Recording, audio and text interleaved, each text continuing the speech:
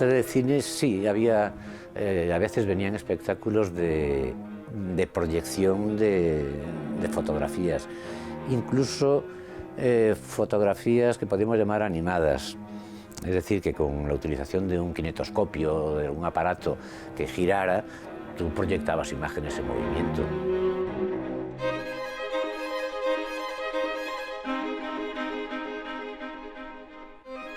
Cuando se estrena el cine el 28 de diciembre del 95 en París, en el 96 hay noticias en la prensa nacional que hablan de ese nuevo gran invento, ¿no? En Madrid llegó de la mano de un operador Lumière en 1896 y al año después, en 1897, muy poquito tiempo después, en enero, es cuando tenemos noticia de la primera exhibición cinematográfica en Badajoz. Se produce en el Teatro López de Ayala, es un mago prestidigitador que se llama Doctor Posadas, realiza 3 o 4 sesiones de cinematógrafo. Un señor que ya venía habitualmente a las ferias y fiestas con otras atracciones, y con magia y con cosas así. Era muy frecuente que llegaran con el carromato y el ambulante de turno bajaba esos cacharros y se ponía igual en la plaza, hablando o sin hablar con el ayuntamiento, porque en aquel momento era un fenómeno casi de barraca de feria, ¿no? Al principio el cine fue un espectáculo que venía junto con otros espectáculos de entretenimiento, y metido ahí entre las variedades aparece el cine como invento. Era curiosidad científica por un lado, porque hay algún artículo que se refiere al cine como fenómeno científico, pero hay algún otro artículo que se refiere a ese nuevo medio que va a cambiar el mundo. Las sesiones del Teatro López de Ayala estuvieron muy concurridas, hubo lleno y la gente salía,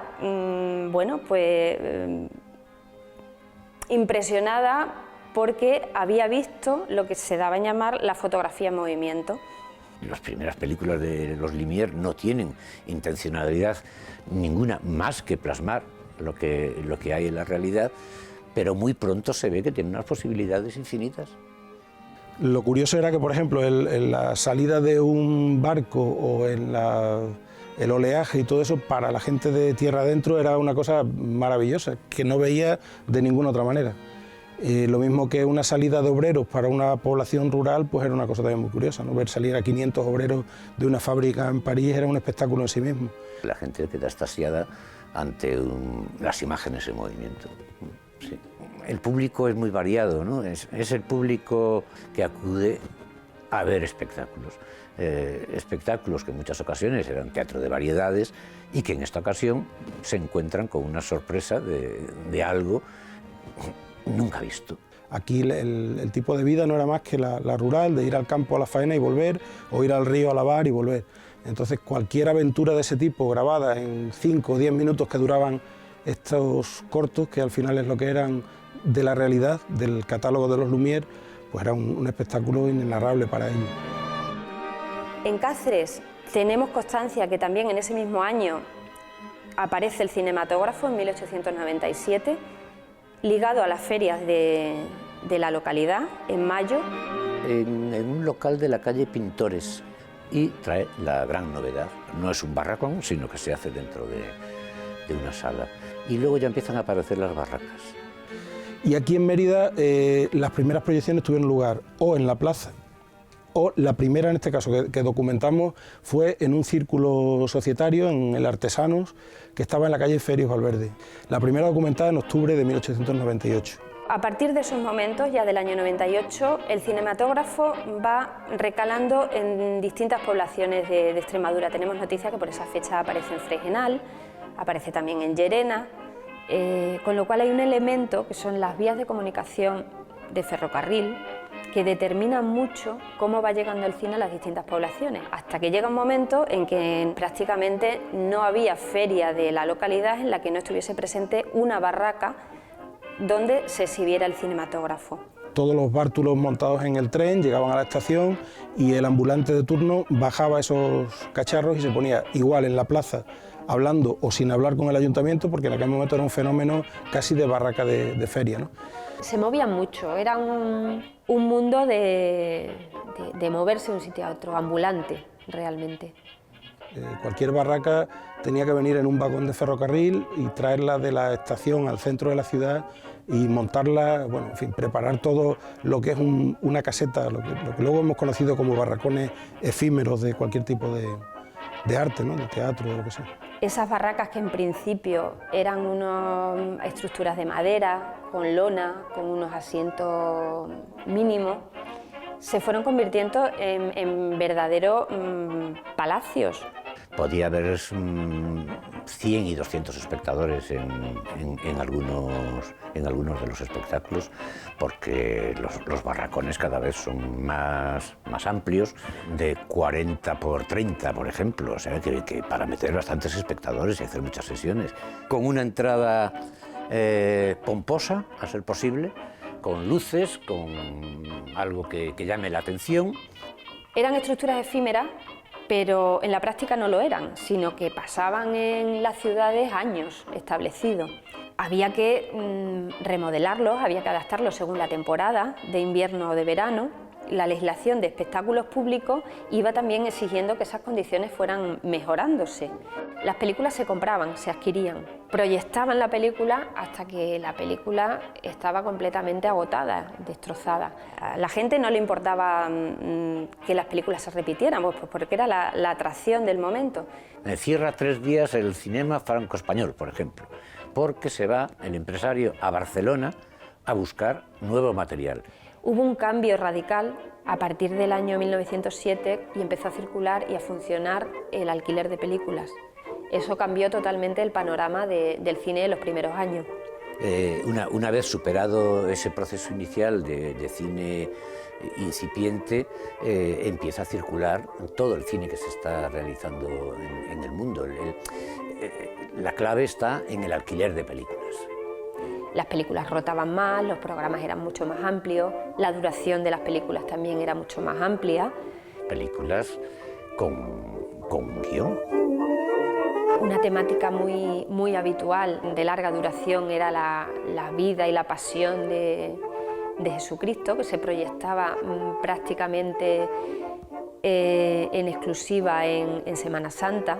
A medida que se acostumbraron a ver ese tipo de cintas, lo que querían era divertirse y era poder reírse con las cintas cómicas o poder acceder a historias a través de una narración, que eso para unas clases populares no era sencillo. El 75 o el 80% de la población era analfabeta.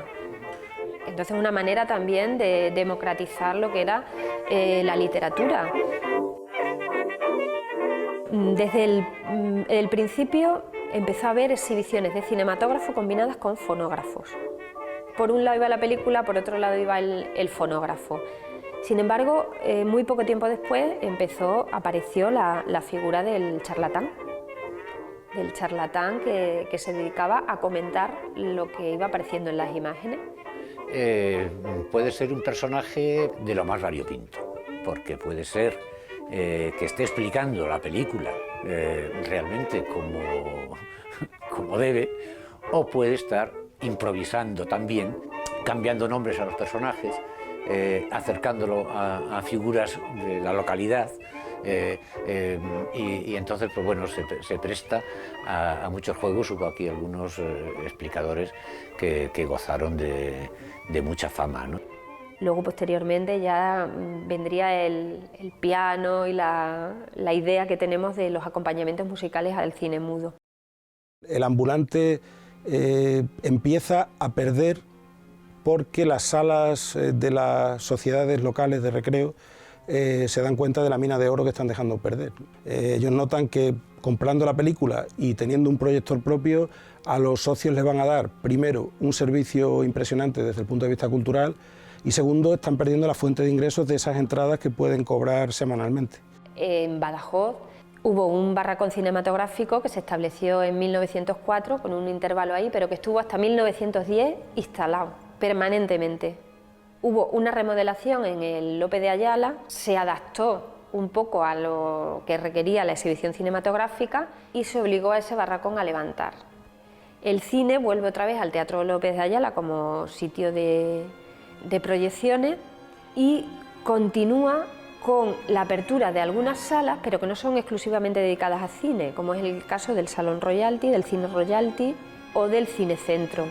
No se crea un local que solo exhiba cine. Eso en Extremadura no se produce hasta los años 30 y por eso los teatros acabaron siendo lugares de exhibición cinematográfica. Durante los años 20 son salas multiuso. Eran para teatro, para otro tipo de espectáculos, para zarzuelas y cine. Había mucha anécdota del comportamiento que tenían las clases populares en el teatro. Entonces la gente se llevaba su comida, se llevaban brasas para calentarse, en fin, había ahí todo un ritual que no era bien aceptado. Y por otro lado estaba otro aspecto, que era el género psicalístico, el género picante. Las sesiones de última hora de la noche eran sesiones picantes, sesiones solo para hombres. Eso generaba mucho malestar en la prensa, se refleja. El teatro se entendía que era un espectáculo mucho más noble de lo que era el cine. Tuvo muchas trabas el cine para introducirse en la sociedad en ese sentido. Cuando el cine sonoro se afianza, cuando el momento duro de la guerra civil pasa, el cine triunfa. A partir de los años 30, sobre todo ya después de la guerra civil, es el boom de la exhibición cinematográfica y ya es otro capítulo. I was 5 and he was 6. We rode on horses made of sticks. He wore black and I wore white. He would Finales de los 20 y los primeros años 30 hasta la guerra civil, en Mérida hubo hasta 9 salas. Es decir, estamos hablando de una competencia enorme, cada una en su género. Pero hay que pensar que en el año 30 ya se inaugura el Teatro Cine María Luisa. Bueno, la última fue en el año 2000, 2001 o por ahí, ¿no? Sí, por ahí. Fue el 2001 o el 2002. Fue la última. Fue la última vez. El último carnaval fue el año 2000. Sí. 2000, ¿no? Que estuve yo por aquí. Sí, las ya... películas por el 99 o por ahí, 98. La última película que creo que se puso aquí fue Kundun de Bertolucci. Año 90. Este cine fue el que montó mi padre. Mi padre era catalán y vino de la Casa Osa de Cinematografía, le mandaron a montar cine este. Y ahí en el de la puerta principal se ve todavía un fotograma de eso de Susana Estrada, de la época De Susana Estrada y ahí. de los 70, 80 por ahí. ¿Cuántas tenía localidades estas? ¿Cuántas eran? 800. 800, sí. Esto me lo encuentro desolador. Te entra de todo. Ves todo así tan vacío, sin butacas y todo destrozado porque está todo como lo estáis viendo. Te da en el corazón estas cosas. Yo en la sala el trabajo que he realizado siempre ha sido de proyección de películas y enseñar a dar cine. La pantalla aquí la última vez que se proyectó era, pues eso, en 1999. Se hizo teatro, hubo obras de teatro. Hubo un tiempo que estaba la zona de arriba, tenía un precio y la de abajo otra. Sí. No sé si os acordáis. Sí. Bang, bang. That awful sound, bang, bang. My baby shot me down. Mira, por aquí hay un folleto en el suelo. La pandilla de Disney.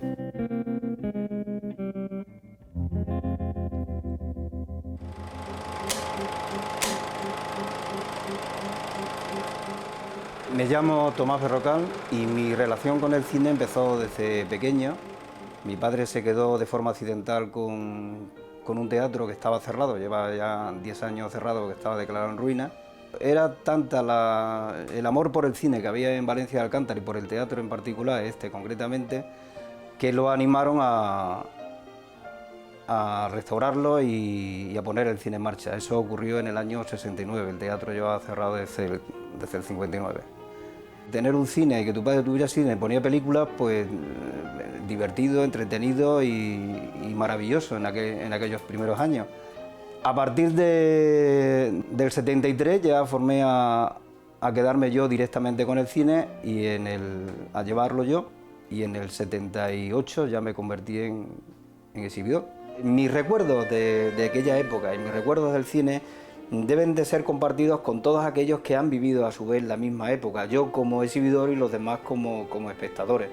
Creí que era interesante pasarlo a un libro titulado Hoy en 2 sesiones, y la idea nació pues quererle contar a mi hija, que es pequeña, pues toda esa etapa que viví en esos años, de un tiempo para mí lo más gratificante y lo más emocionante que he vivido. Lo inauguraron el 16 de enero del año 69, un día que no he olvidado, lo tengo completamente en la memoria, ¿no? Con la película La mujer indomable de Elizabeth Taylor y Richard Burton. Era una época que a la gente le gustaba el cine y yo recuerdo que estaba lleno todo y continuaron todas las demás porque el cine en aquella época era cine diario.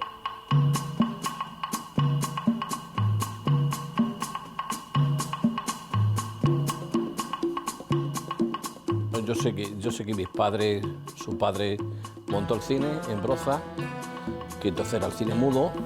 Una hermana de mi padre tocaba el piano, luego ya pusieron el sonoro, y entonces yo de pequeño pues siempre estaba alrededor del cine, de mis tíos, de mi padre, ayudándole a sacar la propaganda, llevar los carteles para acá y para allá. Y entonces pues ya cuando ya tiene unos 20 y tantos años, ya empecé yo ya hice el cine ambulante. Había un montón de cines de verano y un montón de cines de invierno, porque la gente iba a ir seguro. Solo había ese medio de distracción, porque luego ya vino la televisión, que empezó a quitar público, pero el cine era el no va más. Prácticamente la única diversión pública que existía era el cine. Y se montan cines a la usanza americana, eso de que los cines se llamen Astoria, Capitol y cosas por el estilo, eso es muy americano, viene a Madrid, y de Madrid viene a las provincias, y de las provincias viene a los pueblos. Había cines en todos los pueblos, entonces había sesiones diarias, es que no había otro sitio donde ir. Si era verano, funcionaban los de verano, y si era invierno, funcionaban los de invierno y lo alternaban. El 90% de las películas que veíamos, 99, eran blanco y negro. Y luego ya empezaron a venir el cinemascope que decíamos, ¿no? Ahora que es cinemascope y es color. Y veíamos la pantalla más estrecha y más ancha. Y gustaba más, sí. El cinemascope, las mejores pantallas las tenía el cine Trajano y el cine Alcazaba, que metía los sonidos detrás y se oía aquello que retumbaba la sala, ¿eh? Pues el público acudía al cine Trajano así. Además, una novedad era que, aparte de la calefacción, el aire acondicionado consistía en echar unas grandes barras de hielo con unos ventiladores enormes que tenían una rejilla y proyectaban el frío del hielo por toda la sala. Y, en fin, era uno de los cines más modernos de toda la región. One more kiss, dear. One more sigh. Estamos hablando de los grandes cines, esos dinosaurios que se nos extinguieron hace poco, de 600, 700, 900 localidades, que ya no hay manera de llenar en ninguna parte. La película que me gustaba era la película de acción, la de pistoleros, como decíamos, ¿no?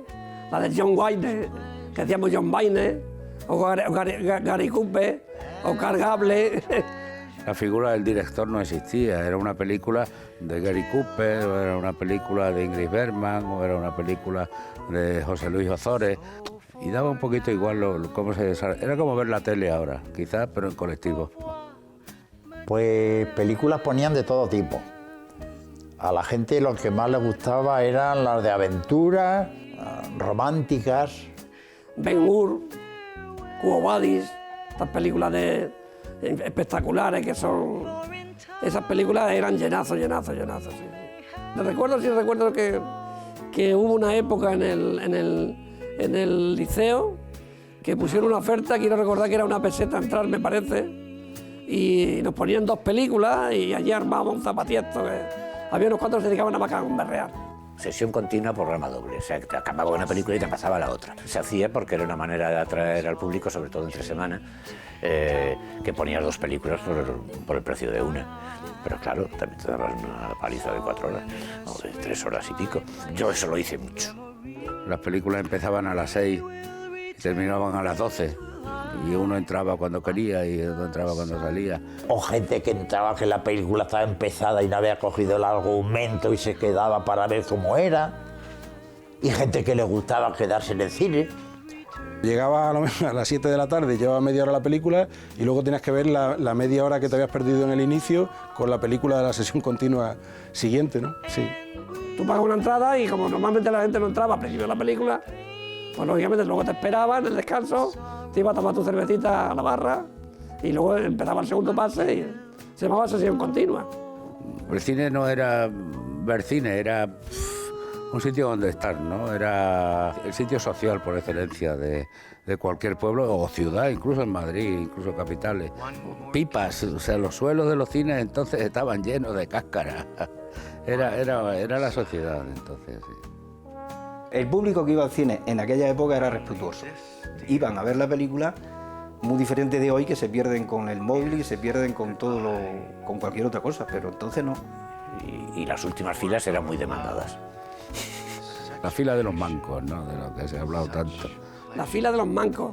Era la primera fila, cuando entraban en la sala del cine, la primera fila era la de los mancos. ¿Mancos por qué? Porque no se veía un brazo, estaba siempre con la novia.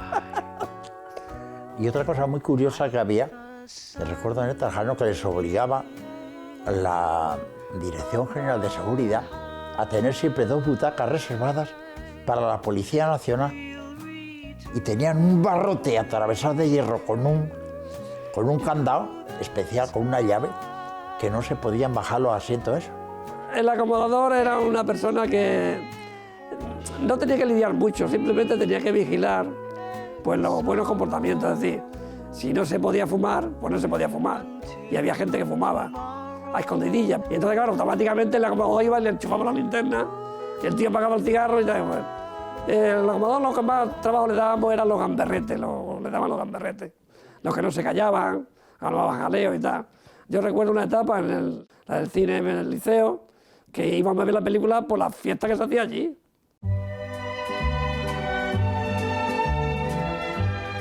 El ruido de las pipas, los chillos de la entrada, los chavales sentándose, los mayores en otra disposición más seria, los olores excesivos de los ambientadores, todas esas cosas eran parte de la parafernalia. Luego había unos anuncios en el momento de la entrada en diapositivas, todo a base de proyecciones artesanales de esas diapositivas publicitarias. A continuación se pasaba pues, el nodo, el famoso nodo en toda esta época dorada, y luego la película, y se solía hacer un descanso también para la salida al ambigú, el refresco, la cervecita del descanso, que se solía establecer por norma, porque era otra parte del negocio también. El Nodo era un reportaje de la actualidad española, que se llamaba Nodo, el mundo entero al alcance de todos los españoles. Era obligatorio. El cine tenía la obligación de presentar el nodo. Una especie de noticiario oficial del régimen, del franquismo, en el cual aparecían noticias locales, exaltación del caudillo, de Franco. Era un reportaje mundial y nacional.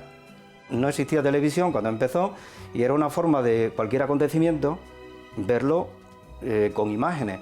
El nodo dejó de tener su importancia pues, cuando llegó la televisión, porque nadie ya le interesaba ver una imagen 5 o 6 meses después de que ya la había visto, ¿no? Y luego ponían también unos trailers que se llamaban de las películas que iban a proyectar y empezaba la película a continuación. Iba al cine yo de que veía aquel laz plateado pasar por encima de nosotros, aquellos cambios de luces que hacía, pues era una cosa que me llamaba a mí mucho la atención.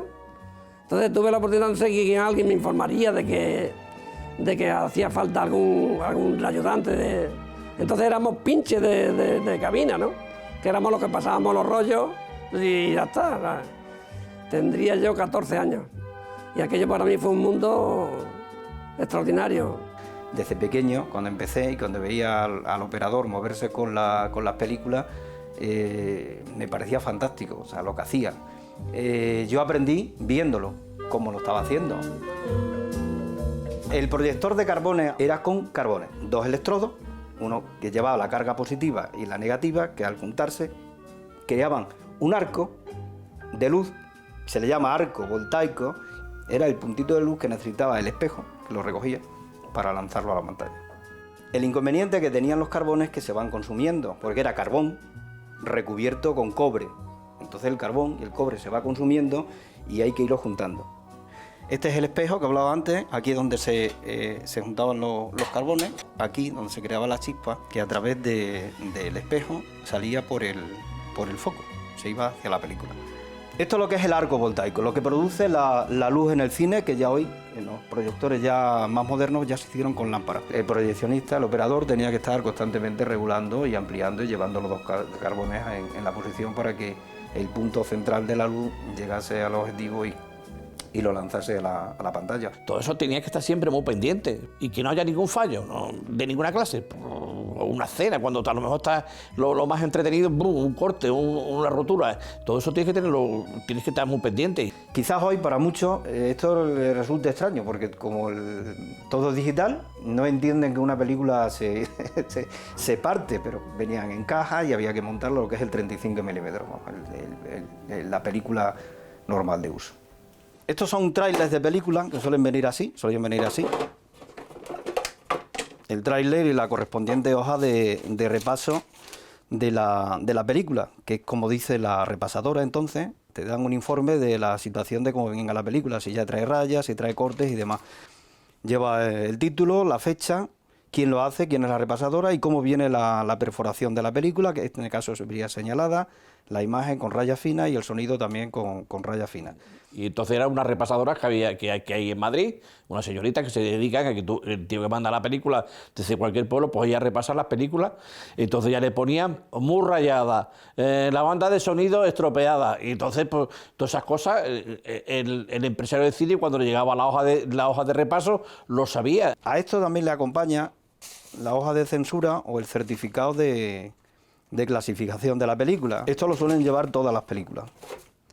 Había un reparto que él venía 2 veces a la semana, venía los martes y los viernes. Entonces él te recogía las películas el martes, llegaba a Madrid el jueves recogía la película que tú ibas a exhibir viernes, sábado y domingo, y el viernes la tenías aquí, no había ningún problema. Lo que era la distribución de películas estaba distribuida por varias regiones. A nosotros nos distribuía la zona centro, que era Madrid. Había muchas distribuidoras, cada uno contrataban sus películas, hacían sus lotes. Si te quedabas con la película un día más y ya no se la podía llevar el transportista porque la estabas repitiendo, pero la tenías que cumplir con la distribuidora, que la tenían que tener al día siguiente, pues te ibas a la estación, que la teníamos aquí, facturabas la película por régimen de equipaje y ya está. Lo mismo hacían la distribuidora cuando alguien no le había devuelto la película a tiempo, pues te la enviaban por Renfe.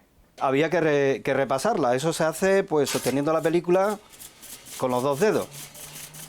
Cuando hay un roto, una perforación o algún defecto, pues se para, se rebobina, hay que cortarlo y con acetona es con lo que se pega la película. Se le quita lo que está dañado y se continúa. Y eso había que hacerlo con todas las películas.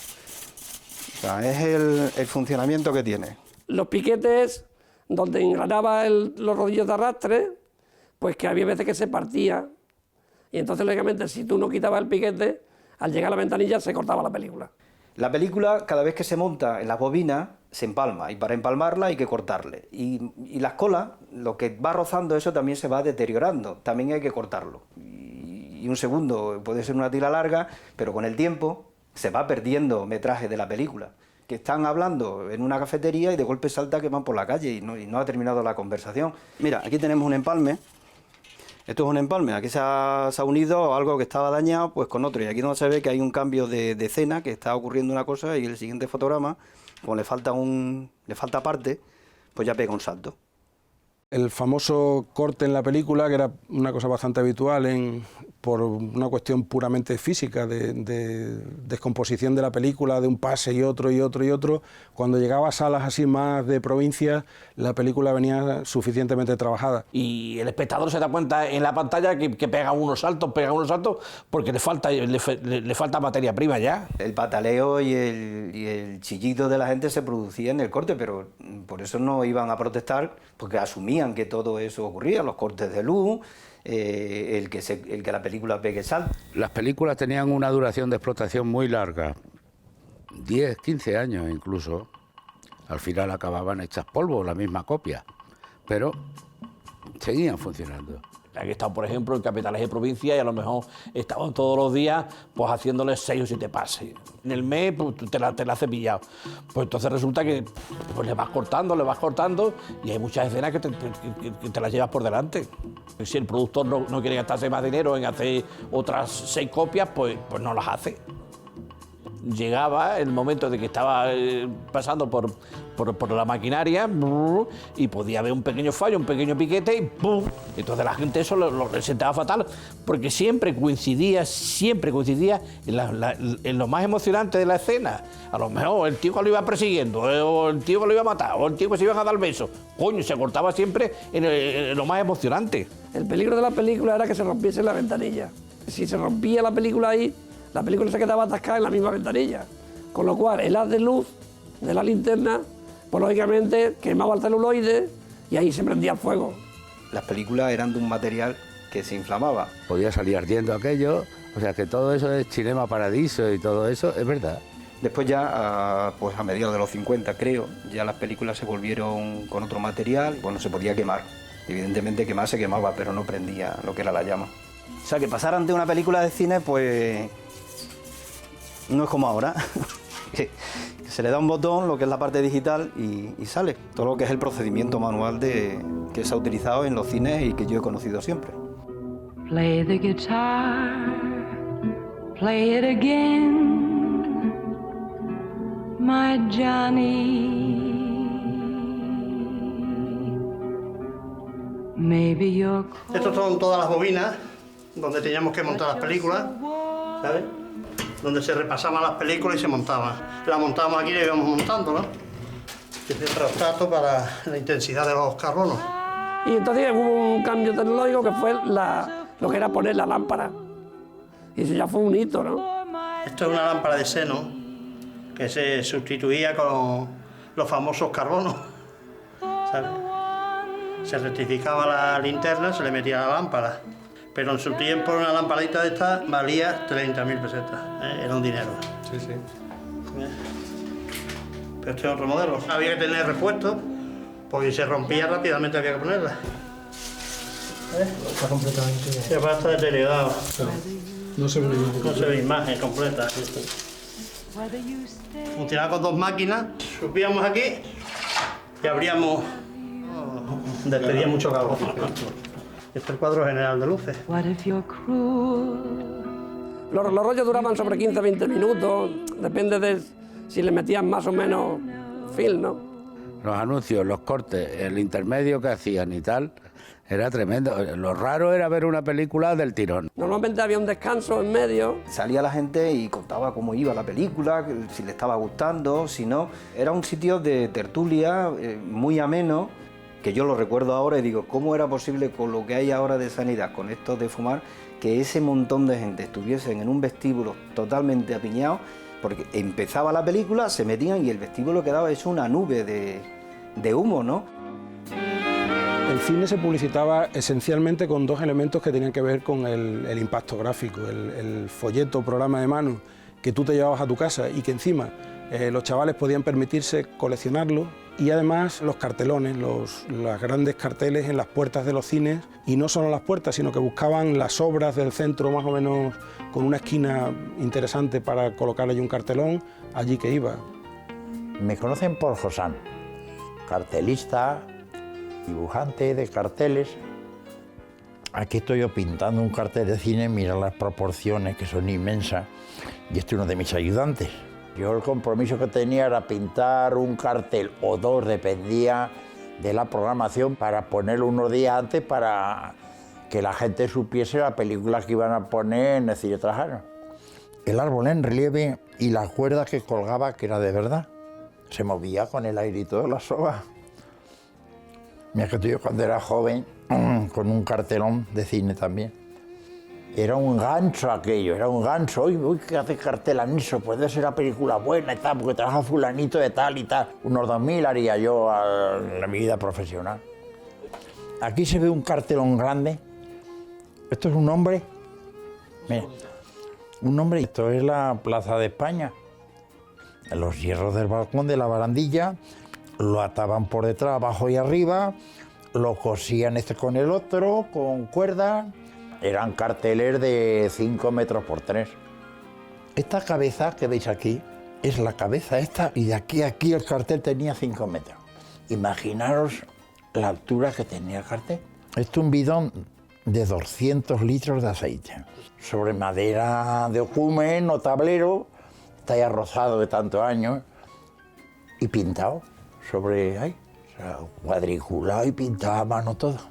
Pero claro, era tan efímero que acababa la película en 5 días o en 2 semanas, inmediatamente después, como el cartelón también valía dinero, se le daba otra vez blanco y otra vez a empezar a pintar. Se lavaban, se reciclaban, se utilizaban para una y otra vez. Esa es la pena, solo quedan al final fotos de aquellas grandes producciones, ¿no? Aquellos grandes trabajos artísticos, solo quedan fotos de algunos de ellos, de los que ellos consideraron que debían guardar. Hacía otros para los cines, que se ponían los vestíbulos de los cines, anunciando las próximas películas que se iban a proyectar en ese local. Más pequeño, eso ya era de un tamaño así y así. A finales de los 60 el cartelón deja de ser rentable. Como ya empiezan a generarse también procedimientos de impresión para traer en cartelería hecha, al final son 3, 4 sitios donde ponerlo, pues resulta más interesante para las empresas comprarlos hechos. O sea que dejó de hacerse carteles. No solo en Mérida, sino en toda España, poco a poco fueron desapareciendo. Je suis venu te dire que je m'en vais. Et tes larmes n'y pourront. En un principio, las películas venían pasadas por la censura de Madrid. Pero aparte de eso, aquí en Mérida concretamente, hacían un segundo pase la censura y les pegaban el corte. Pero sobre todo, básicamente, era la prohibición de poner la película. En las iglesias había unas fichas en las cuales había una calificación religiosa del 2 al 4, y si el cura consideraba que esa película no se podía poner allí, en el pueblo, no se ponía. En los años 60-70 se produce una disminución gradual del número de espectadores, y además también se resiente un poco porque hay una irrupción también del mundo del cine culto. Empezaron a aparecer las grandes vanguardias cinematográficas europeas, los grandes directores independientes, incluso los americanos empezaron a hacer películas distintas, y eso acabó con el formato de cine comercial. No había cinéfilos, los cinéfilos empezaron a refugiarse en reductos privados a partir del 68, 69, en cineclubs. Los cineclubs se nutrían de una federación española de cineclubs con películas que no iban a ir a circuitos comerciales. Un cineclub era un grupo de gente que se asociaban porque necesitaban unos permisos de tipo político para evadir la censura y para evadir también los problemas de distribución y de fiscalización y tal, y que era como un club cultural. Desde luego propiciaba que se hicieran coloquios o diálogos al acabar la película, discusiones y demás, ¿no? El declive pues coincide con esto, con los momentos en que ya en los años 70 no hay manera de llenar un cine de 900 localidades, pero tampoco de 500, ni de 300, ni de 200. Ese momento en que se diversifica el ocio. Yo creo que fueron las vanguardias y la televisión las que acabaron con ese formato de cine, y la gente dejó de ir al cine. El gran cambio se produce en los 70. No solo cambió el gusto, sino que cambió la industria. Es cuando apareció el 70 milímetros surround, cuando el cine empieza a competir con la televisión en color. El cine de catástrofe, que empezó a mediados de los 70, se inició con Aeropuerto. 2 años más tarde pues volvieron a sacar otra edición con otro Aeropuerto 75, con Charlton Heston. Ya a partir de ahí fue lo que se crió lo que fue el cine de catástrofe. Hicieron la película Terremoto, la que le aplicaron los efectos estos del Sense Surround, y sobre todo el Coloso en Llamas, que ahí echaron la casa por la ventana porque se fusionaron para hacer la película la Warner y la Fox. Y eso dio paso a hacer otro, por lo menos reinventar el cine, que es lo que muchas veces hace falta, que haya originalidad para que el cine se siga reinventando, se sigan haciendo cosas y las nuevas generaciones vuelvan y estén siempre satisfechas con la pantalla. Una de las cosas que me di cuenta era que el cine que había en cada pueblo era como era el empresario. Si el empresario de cine era un tío muy chapado a la antigua, pues el tipo de cine que se ponía era lo que a él le gustaba. Y por ejemplo, en Broza, siempre quien programaba el cine era mi tía. Mi tía pues era una mujer y ciertas cosas pues no le gustaban. Ciertas cosas, cierto tipo de cine no le gustaba. Por ejemplo, cuando vino la fiebre de las películas clasificadas S, pues a ella no le gustaban esas cosas. Lo que se llamaba cine S, que no era X. Era erótico, era una calificación que había, que estaba entre los medios, los eróticos, los pornos y tal. Estaba en la clasificación normal, la que eran autorizadas, 14 años, 16, 18, y lo que se salía de madre, pues ya le pusieron la letra S.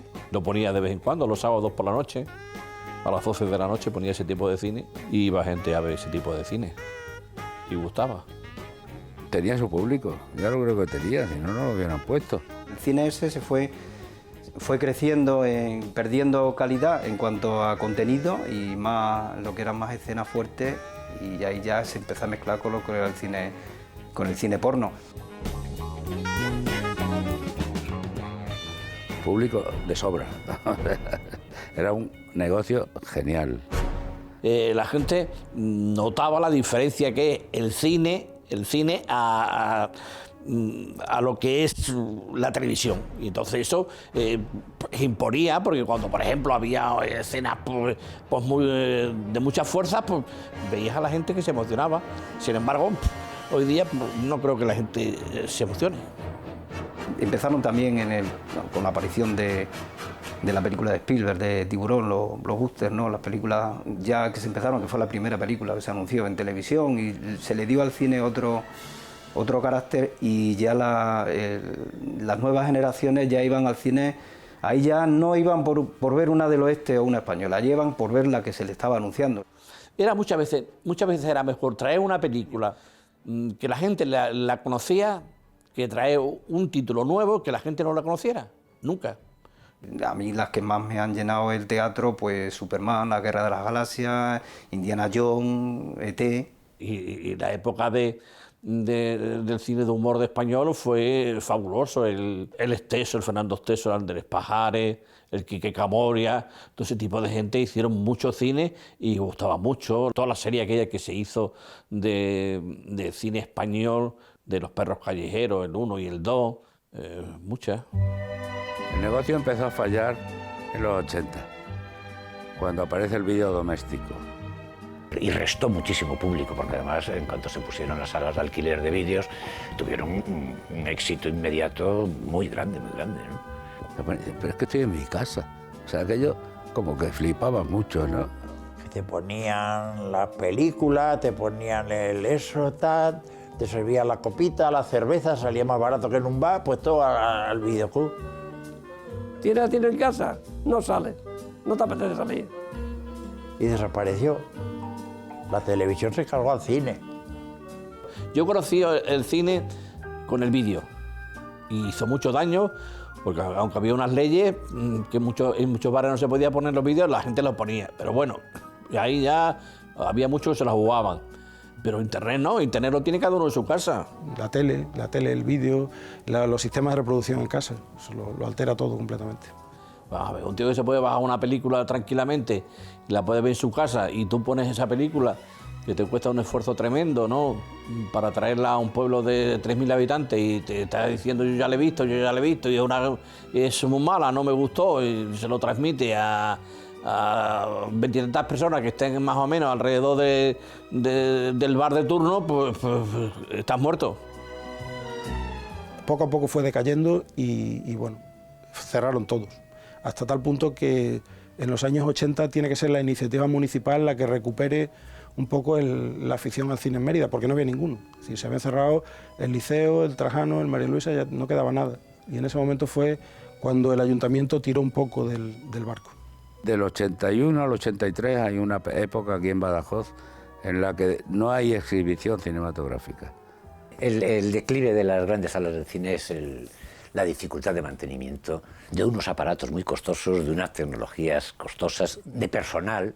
Yo creo que el cine en ese aspecto tuvo que reinventarse.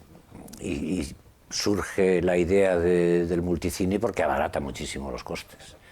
También hubo un bajón en la producción cinematográfica y que los cines empezaron a especular con el terreno, empezaron a especular como propiedad inmobiliaria, en la que tú vendes una gran superficie y lo conviertes en otra cosa. ¿Por qué han tirado los cines o por qué han ido desapareciendo los cines? Hombre, yo entiendo que cuando un cine deja de ser comercial y es una sala normal, habría que diferenciar lo que es una sala de cine normal, sin más, sin ningún atractivo, sin ninguna historia, de una sala de cine, como era el caso de este, y como habrá muchas, que las han tirado sin valorar lo que representaba para la propia población un local de 1800, construido tremendamente bien, y que lo tiren, y que nadie se pare a pensarlo, o sea, que no se le dé un valor. Yo no lo cerré, yo no lo hubiese cerrado, de hecho me ofrecía a seguir llevando el Teatro Rivera, que pasase a mano pública, y yo lo seguiría gestionando y llevándolo. Pero los propietarios necesitaban resolver sus problemas económicos y utilizaron la forma más rápida, que era darle, como le dieron el teatro a una constructora. Creo que fue una injusticia tirar un teatro para hacer 6 viviendas y un supermercado. No fue una decisión mía, fue de los propietarios del edificio, que era suyo y evidentemente era quien le correspondía hacer. Pero nadie se movió para conservarlo. Ni los políticos, ni nadie. Eso ya es un problema absolutamente del estallido de la burbuja inmobiliaria que hizo que las grandes... El Coliseo cinematográfico, lo siento, pero eso ha desaparecido. Eso ha muerto, lo mismo que murieron los coliseos romanos y los teatros romanos y todo eso. Pues el último en desaparecer ha sido el Alcazaba, que el Alcazaba pasó a ser una discoteca, discoteatre, y ha estado hasta hace 3 o 4 años que hicieron piso. Y era impresionante, era un cine precioso. El cine Norma. Fue sustituido por un edificio, ¿sabes? Se derribó para hacer un edificio de pisos, claro.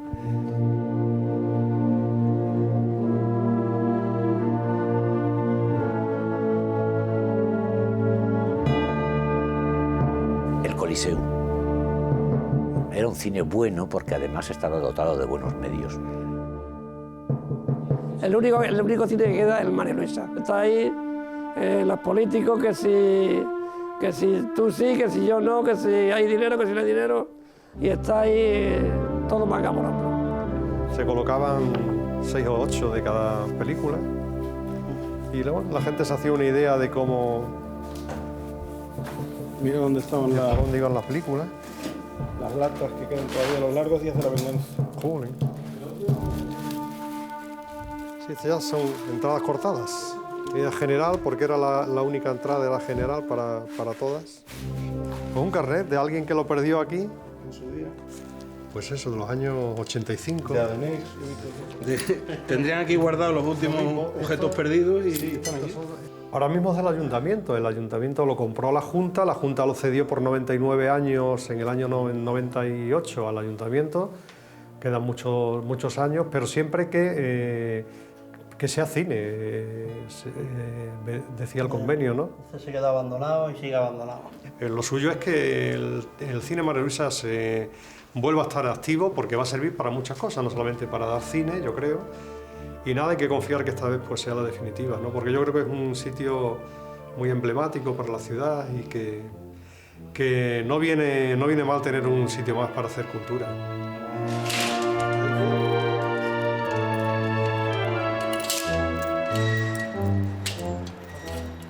Me temo que el cine se convertirá al final en un espectáculo en casa, donde casi todos tenemos ya pues una televisión con pulgadas suficientes como para disfrutar del espectáculo en una manera precaria, porque claro, los que hemos visto películas de otra manera, o todavía la podemos ver, conocemos bien qué es eso, ¿no? Pero la tendencia es a desaparecer.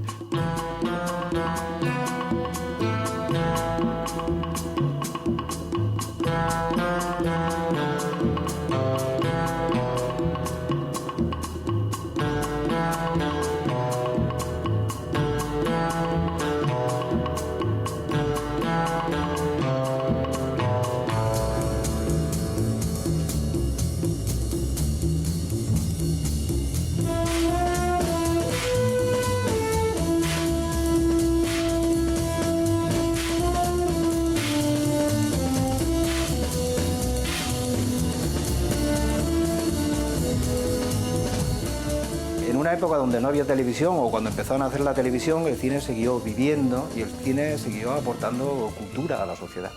En un pueblo llegar una película era un acto social tremendo, de ir al cine, de hablar con la gente, de compartir la magia de la película. El cine es como todo. A mí, ¿por qué me gusta el cine? Porque yo de pequeño lo veía y a mí me enseñaron esas cosas. Si tú, por ejemplo, a los niños en la escuela, tú no los enseñas a que vean cine, pues el niño nada más que verá siempre la pantalla de la televisión. Eso se tiene que empezar a las escuelas. Tú tienes que empezar al niño que vea la pantalla grande en la escuela. Si no lo ve, pues no hay cine. No existe el cine. Hay que ir al cine, porque es donde está el quid de la cuestión. Ver las películas y disfrutar del cine. La gente va al cine. Yo voy al cine todos los viernes, voy todas las semanas y sigue habiendo gente joven que va al cine, pudiéndose bajar esas películas. El cine como tal no va a desaparecer nunca. Atraviesan los baches que tienen que pasar, pero seguirá existiendo donde haya una película. Si se regula bien Internet, puede tener futuro. El cine siempre tendrá su público, no cabe duda. De hecho, las grandes proyecciones me gusta verlas en el cine grande, la pantalla grande. A mí la televisión me da sueño, pero a mí el cine en grande me emociona, me sublibella. Algún día descubrirán, como se descubren cada vez en cuando cosas que ya existen y las vuelven a descubrir, que ver una película en una sala, en pantalla grande y rodeado de gente y compartiendo emoción, risa y todo lo que te está ofreciendo la película, eso solo se produce en una sala de cine. Sobre la época de mi estancia en el cine, la recuerdo con mucho cariño. El ver que iba a proyectar algo, que le iba a ver la gente que tenía allí delante y que tú eras una de las herramientas para hacerlo disfrutar, ¿no? Con eso me quedo. A mí me ha aportado un conocimiento, una forma de vida y más o menos todo lo mucho, lo poco que sé, yo lo sé siempre a través del cine. Yo creo que si el cine, como tal cine, desaparece, hemos perdido y hemos destrozado una de los inventos más brillantes del siglo XIX. El cine, sobre todo, lo que ha hecho es desarrollar el ingenio y abrirnos unos horizontes geniales. Sin el cine tendríamos un mundo mucho más plano.